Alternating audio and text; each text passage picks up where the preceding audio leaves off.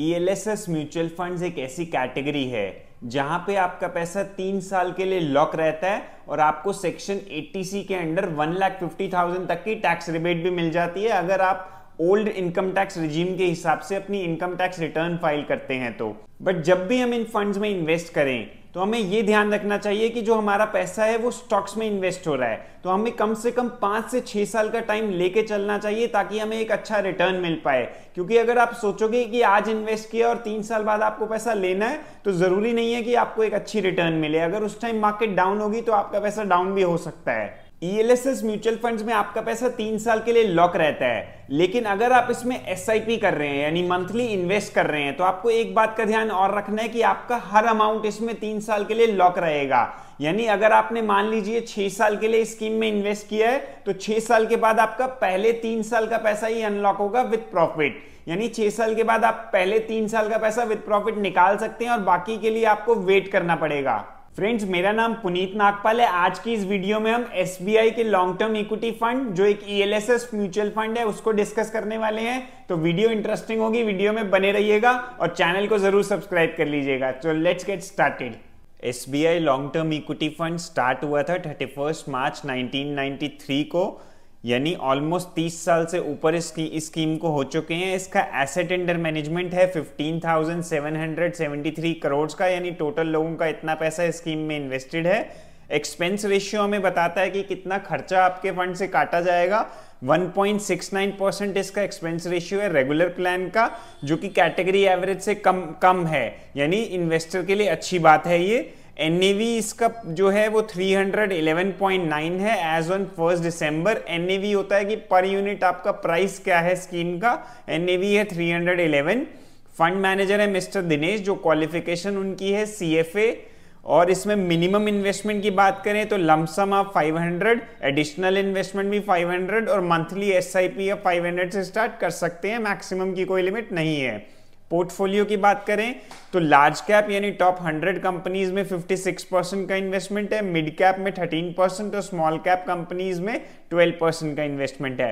Taxation की बात करें तो लॉन्ग टर्म कैपिटल गेन इसमें लगता है 10% का, 1 लाख तक का टैक्स फ्री होता है और उससे ऊपर अगर आप को प्रॉफिट होता है तो 10% का आपको टैक्स देना होता है। इररिस्पेक्टिव आप किसी भी इनकम टैक्स स्लैब में हो आपको 10% का टैक्स लगता है, वो भी 1 लाख से ऊपर के अमाउंट पे। 1 लाख तक का प्रॉफिट आपको टैक्स फ्री हो जाता है। जैसा मैंने पहले भी बताया, स्कीम में 3 साल का लॉक इन है, तो जब भी आप पैसा निकालेंगे लॉन्ग टर्म में ही आएगा, शॉर्ट टर्म में नहीं आएगा वो। नंबर ऑफ स्टॉक्स की बात करें तो 66 स्टॉक्स में इन्वेस्टमेंट है। टॉप के 10 स्टॉक्स में 32.5% का इन्वेस्टमेंट है। टॉप के 3 सेक्टर्स में 26% का इन्वेस्टमेंट है। टॉप के 5 स्टॉक्स देख लेते हैं। ICICI bank, HDFC bank, Larsen and Toubro, Bharti Airtel, Mahindra and Mahindra and top के 5 स्टॉक्स जिसमें टोटल इन्वेस्टमेंट है 18% का। अब रिटर्न्स देख लेते हैं, इस फंड ने कैसा रिटर्न दिया है इसके रेगुलर प्लान के ग्रोथ ऑप्शन ने।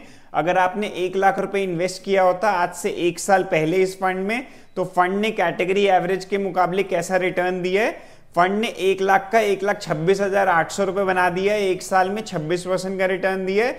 वहीं कैटेगरी एवरेज में 18% का रिटर्न आया है। 3 साल पहले अगर आपने 1 लाख रुपए इन्वेस्ट किया होता तो उसका अमाउंट बन गया 1,95,000, यानी 1,95,000। 25% का रिटर्न है, जो कि बहुत ही अच्छा रिटर्न दिया है स्कीम में, और 22% का रिटर्न है कैटेगरी एवरेज का। तो कैटेगरी एवरेज से अच्छा परफॉर्म ये फंड कर रहा है कंसिस्टेंटली। 5 इयर्स पहले अगर आपने 1 लाख इन्वेस्ट किया होता तो आपका अमाउंट बन जाता 2,29,000, यानी 5 साल में आपका पैसा डबल से भी ज्यादा हो गया है स्कीम में। 18% का रिटर्न आया है। 10 साल पहले अगर इस स्कीम में आपने 1 लाख रुपए इन्वेस्ट किया होता तो 4.5 लाख रुपए बन गया, 16% का रिटर्न आया है। जब से ये स्कीम शुरू हुई है, अगर आपने 1 लाख रुपए शुरू में डाले होते तो आज वो 31 लाख रुपए बने हैं, लगभग 12% के आसपास का रिटर्न रहा है। यहाँ पे थोड़ा सा कैटेगरी एवरेज से रिटर्न कम आया है अगर सिंस इंसेप्शन की बात करें, लेकिन पिछले 5 से 10 साल में ये फंड बहुत अच्छा कर रहा है। चलिए अब इसकी SIP यानी मंथली इन्वेस्टमेंट अगर किसी ने किया है इसके ग्रोथ ऑप्शन में तो उसको क्या रिटर्न मिला है वो देख लेते हैं। मान लीजिए आपने सिर्फ 1,000 महीने की SIP करी है 1 साल पहले, तो आपको 14,582 रुपए का अमाउंट मिला है, 42% का रिटर्न आया है। 3 साल पहले अगर आपने SIP स्टार्ट करी है तो 51,000 का अमाउंट बना है, 24% का रिटर्न आया। 5 साल पहले शुरू करी होती तो 1,06,000 रुपए बने, 23% का रिटर्न आया। 10 साल पहले आपने SIP स्टार्ट करी होती तो 1,000 की तो 2,73,000 का अमाउंट बना है, 15% का रिटर्न आया है।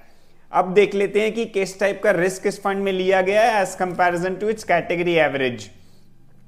सबसे पहले हम देखते हैं स्टैंडर्ड डेविएशन को। स्टैंडर्ड डेविएशन दोस्तों हमें यह बताता है कि फंड में किस टाइप की वॉलेटिलिटी है, कितना रिस्क है।